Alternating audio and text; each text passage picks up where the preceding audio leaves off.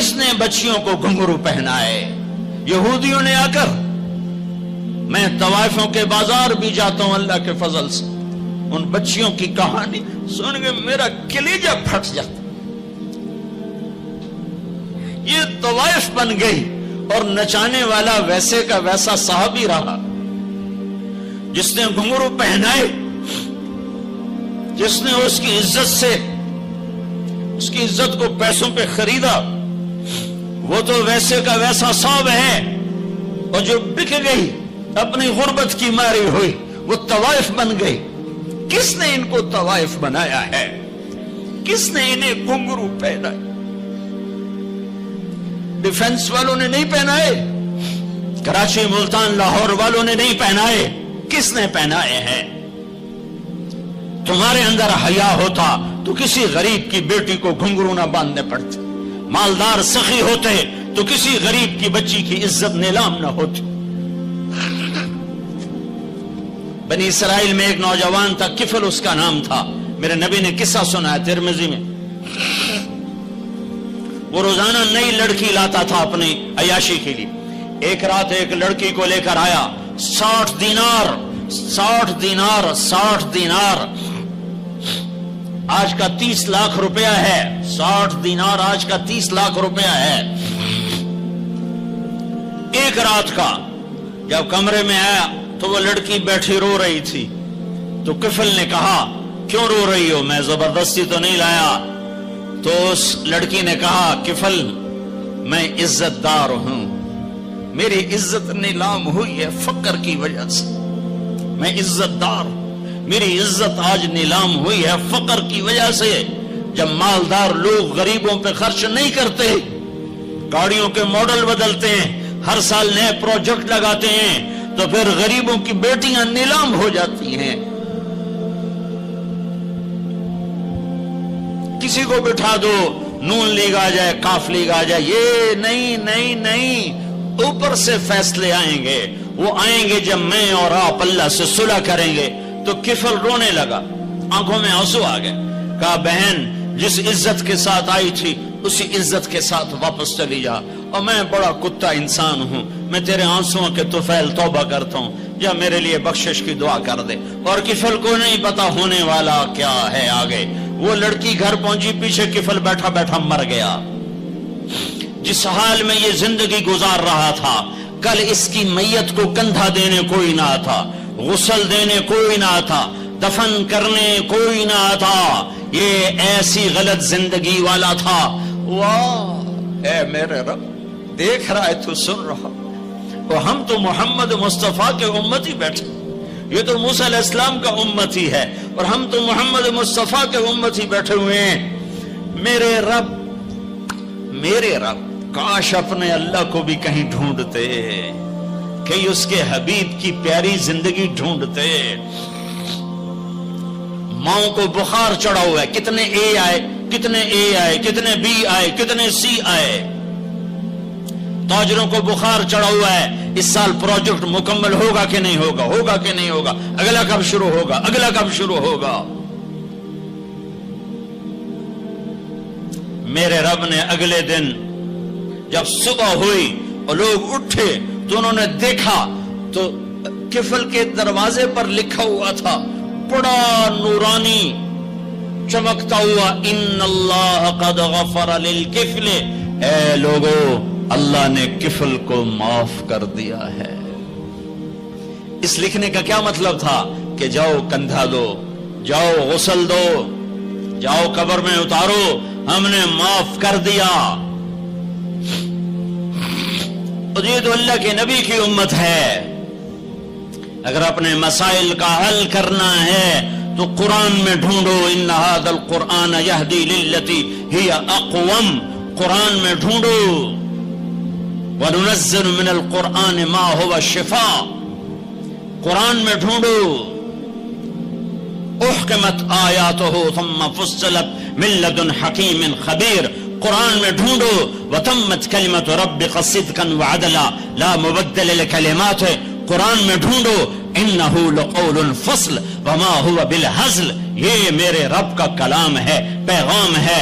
آؤ اپنا ہاتھ چھڑا کر اللہ کے حبیب کے ہاتھوں میں دے دو. میرے رب نے اعلان کیا یا سود چھوڑ دو یا میں اور میرا رسول تمہارے خلاف اعلان جنگ کریں گے. اور بڑی آسانی سے کہہ دیتے ہیں سود کے بغیر پھر تجارت کیسے چلے گی؟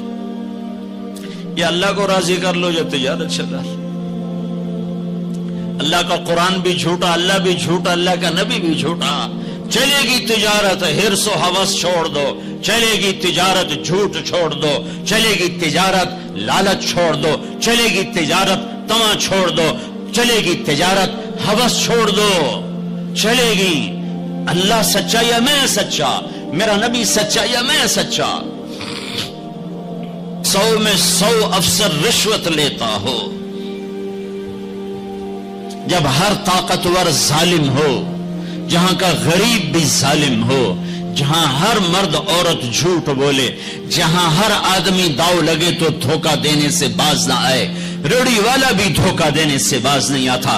ہمارا مزدور دھوکے باز ہے کہ 8 گھنٹے کا کام 48 گھنٹے میں کرتا ہے. ہمارا مستری دھوکے باز ہے، 1 ہفتے کا کام 1 مہینے میں کرتا ہے.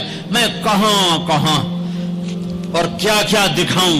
فیصل آباد فجر کی نماز پڑھ کے نکلا سیر کرنے، واپس آیا تو ایک ریڑھی والا نظر آیا دور سے، سفید پگڑی سفید داڑھی. ریڑھی والے عام طور پر ایسے نہیں ہوتے، دنیا کے بھی غریب ہوتے ہیں، دین کے بھی غریب ہوتے ہیں. تو مجھے بڑے پیارے لگے وہ بزرگ. تو میں جب ان کے قریب سے گزرا تو میں نے ان کو ایک دفعہ پھر یوں دیکھا، تو میں نے دیکھا ویسے رو رہے تھے خاموش آنسوؤں کے ساتھ، اور ان کا ایک ہاتھ تھا ریڑھی کے اوپر اور ایک ہاتھ تھا پیٹی کے اوپر، اور ایسے آنسو گر رہے تھے ایسے. میں کھڑا ہو گیا، میں نے کہا بزرگوں خیریت ہے، کیوں رو رہے ہیں؟ تو کچھ بولی نہیں. کھول کر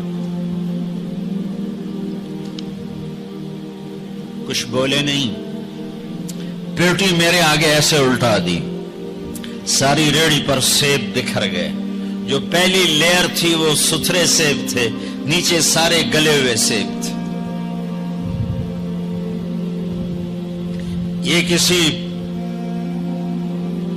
طاقتور نے دھوکہ نہیں دیا، یہ ایک مزدور نے دھوکہ دیا ہے، ایک باغ خریدنے والے نے دھوکہ دیا ہے، جس نے 1,00,000 2 لاکھ میں سیب کا باغ خریدا ہوگا اور اس نے اپنے گندے بھی نکالے ہوں گے. ہائے ہائے ہائے.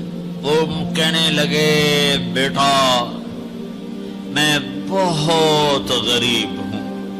یہ جو انہوں نے بہت پہ زور دیا، یہ آج بھی جب میں یہ قصہ سناتا ہوں میرا زخم ایسے تازہ ہو جاتا ہے کہ لگتا ہے وہ بہت کا لفظ پھر خنجر کی طرح میرے دل میں اتر گیا.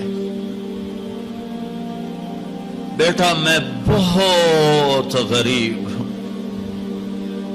میں صبح سویرے منڈی جاتا ہوں، ایک پیٹی لاتا ہوں موسم کے پھل کی، عصر تک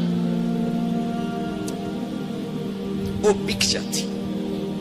پھر میں اپنے بچوں کے لیے تازہ آٹا لے کے، آج کسی میرے بچوں کی روٹی مجھ سے چھین لی.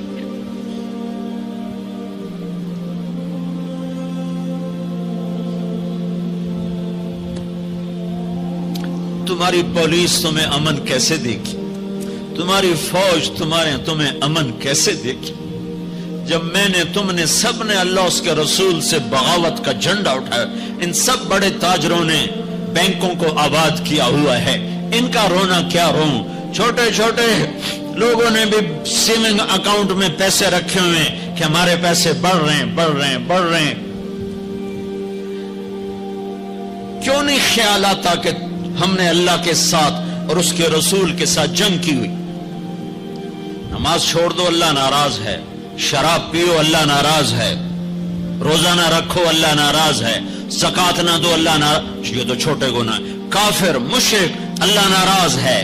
لیکن اس دھرتی پر صرف ایک گناہ ہے. اللہ کے واسطے میری سنو. عقیل نے بڑے بڑے لوگ بھی بلائے ہوں گے، اللہ کے واسطے میری بات سنو، میری فریاد سنو. میں کوئی پیشہ ور خطیب نہیں ہوں، میں عقیل کے پیسوں پہ یہاں نہیں آیا ہوں. میری سنو،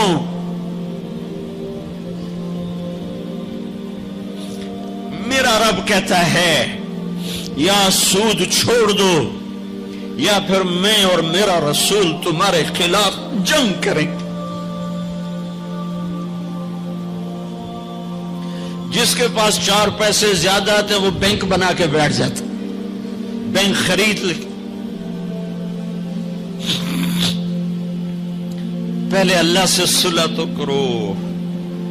کہتے ہو چوریاں ہیں، ڈاکے ہیں، وہ بھی ہمارے اپنے ہیں، واللہ میں ان کے لیے دعا کرتا ہوں، بد دعا نہیں کرتا ہوں، دعا کرتا ہوں، چونکہ اگر یہ اس حال میں مر گئے تو بڑی خوفناک جہنم میں جائیں گے، اور یہ میرے نبی کے امتی ہیں، نہ انہیں اللہ کے نبی کا دیدار نصیب ہوگا نہ اللہ کا دیدار نصیب ہوگا، اور جہنم کی آگ اس سے الگ ہے۔ یا تو اللہ کی جہنم کو جا کے پانی سے بجھا دو، قصہ ہی مکا دو، اور اللہ کی جنت کو آگ لگا دو، جزا سزا کا تصور مٹا دو، اور اتنے طاقتور بن جاؤ کہ آج تم لوگوں کی گردنیں اتارتے ہو تو کل جب ملک الموت تمہاری روح کھینچنے کے لیے آئے تو اس کو بھی کلاشنکوف مار دینا اور اس کے بھی سامنے کھڑے ہو کے دکھا دینا، یا اتنی طاقت پیدا کرو کہ جب تمہیں اٹھا کے قبر میں لے جا رہے ہوں تو جانے سے انکار کر دینا، اڑ جانا، میں نہیں جانتا لال و زور، یا منکر نکیر سے ٹکر لے کے دکھاؤ، یا اللہ کے سامنے قیامت کے دن اڑ کے دکھاؤ، یا یہ کرتوت کر کے میرے نبی کے سامنے کر کے۔ ہم کیسی امت ہیں جس کے لاڈلوں کے سر ذبح کٹ گئے؟ ارے بکرے کو ذبح کرتے ہوئے بھی رحم آ جاتا ہے۔ اپنی قربانی کے جانور کے سر پہ کھڑا ہونا مستحب ہے، میں نہیں کھڑا ہو سکتا، مجھے میرا دل گھبرانے لگتا ہے۔ اور پیچھے مڑ کے دیکھو 61 ہجری میں حسین کا سر گلا کاٹا جا رہا ہے، ذبح کیا جا رہا ہے بکرے کی طرح، اس کے معصوم عبداللہ کو ذبح کیا جا رہا ہے، اس کے علی کو ذبح کیا جا رہا ہے، اے حسن کے قاسم کو ذبح کیا جا رہا ہے، اور حسین کا کٹا سر ابن زیاد کے سامنے وہ منہ پہ چھڑیاں مار رہا ہے، اور ابو برزہ اسلمی کھڑے ہو کے فرماتے ہیں بدبخت یہ چھڑی ان ہونٹوں سے ہٹ، میں نے ان ہونٹوں پہ نبی کے ہونٹوں کو لگتے دیکھا، ان ہونٹوں کے پرسے لیے، اس لیے کہ وہ جانتے تھے کہ جنت بھی ہے جہنم بھی ہے۔ آؤ آج مل کے اللہ کی دوزخ کو بجھا دیں اور اللہ کی جنت کو آگ لگا دیں، اور منکر نکیر اور اسرائیل کو بھی کلاشنکوف سے اڑا دیں، پھر جاؤ جو مرضی عزتیں لوٹو، قتل کرو، بندے اٹھاؤ، سود کھاؤ، نوکروں کو مارو، نوکروں کو گالیاں دو۔ ہر گھر میں نوکر بے عزت نہیں ہو رہے، ہر گھر میں نوکرانیاں بے عزت نہیں ہو رہی۔ بیگم سے چائے کی پیالی نہیں پورا سیٹ ٹوٹ جائے تو صرف اتنا کہتے اوہ سیٹ ٹوٹ گیا، اور نوکرانی سے پیالی ٹوٹ جائے تو اس کی عزت اتار کر اس کے ہاتھ میں پکڑا دی جاتی ہے۔ اپنے ہاتھوں سے گاڑی لگ جائے تو بس اوہ گاڑی لگ گئی، ڈرائیور کے ہاتھوں گاڑی لگ جائے تو اس کی عزت اس کے ہاتھ میں پکڑا دی جاتی۔ کیا یہ ظلم ہر گھر میں نہیں ہو رہا؟ ملازم کو وقت کے تنخواہ نہیں دیتے، کیا یہ ظلم ہر گھر میں نہیں ہو رہا؟ 2-2 لاکھ کا سوٹ پہن کر 35 لاکھ کی گھڑی پہنتے ہیں، اور غریب کا اپنا نوکر آ جائے میرا بچہ بیمار ہے پیسے دے دیں، تمہیں پتہ آج کل بڑا مندہ ہے، کوئی پیسے ہیں کوئی نہیں۔ کیا یہ نہیں ہو رہا؟ جب یہ ہو رہا ہے تو پھر پہلے میں اپنے آپ کو اور آپ کو خطاب کر کے کہتا ہوں آؤ مل کر توبہ کریں، آؤ اللہ کے دربار میں توبہ کریں، اللہ سے صلح کریں، اعلان جنگ اللہ سے، اور کہتے ہو حکومت والوں سے امن لاؤ، یہ امن لا سکتے ہیں؟ ہمارے جیسے کمزور ہیں۔ پولیس امن لا سکتی؟ سارے پاکستان کی پولیس 6-7 لاکھ 8 لاکھ 10 لاکھ، سارے پاکستان کی فوج 7-8 لاکھ، یہ کیا کر سکتے ہیں؟ ہاں اسے بلاؤ جو سوتا نہیں، اسے بلاؤ جو اونگتا نہیں، اسے بلاؤ جو ڈرتا نہیں، اسے بلاؤ جو دبتا نہیں، اسے بلاؤ جو گھبراتا نہیں، اسے بلاؤ جس کے لشکر کی حد نہیں، جس کی ذات کی حد نہیں، جس کی طاقت کی حد نہیں، جس کے خزانوں کی حد نہیں، جس کی قوت کی حد نہیں، جس کے ملک کی حد نہیں، جس کی شاہی کی حد نہیں، جس کی کبریائی کی حد نہیں، جس کی عظمت کی حد نہیں، جس کی ہیبت کی حد نہیں، جس کے لشکروں کی حد نہیں، جس کی جاہ و جلال کو زوال نہیں، جس کی ذات کو موت نہیں، جس کی ذات کو حاجت ضرورت نہیں۔ وہ کون ہے؟ وہ کون ہے؟ وہ اللہ ہے۔ وہ کون ہے؟ وہ رحمان ہے۔ وہ کون ہے؟ وہ رحیم ہے۔ وہ کون ہے؟ وہ الملک القدوس ہے۔ وہ کون ہے؟ وہ السلام المؤمن المہیمن ہے۔ وہ کون ہے؟ وہ العزیز الجبار المتکبر۔ وہ کون ہے؟ وہ ہے جو تمہاری شارخ سے زیادہ قریب ہے، اور اسی کو ہم ننگے ہوئے کھڑے ہیں۔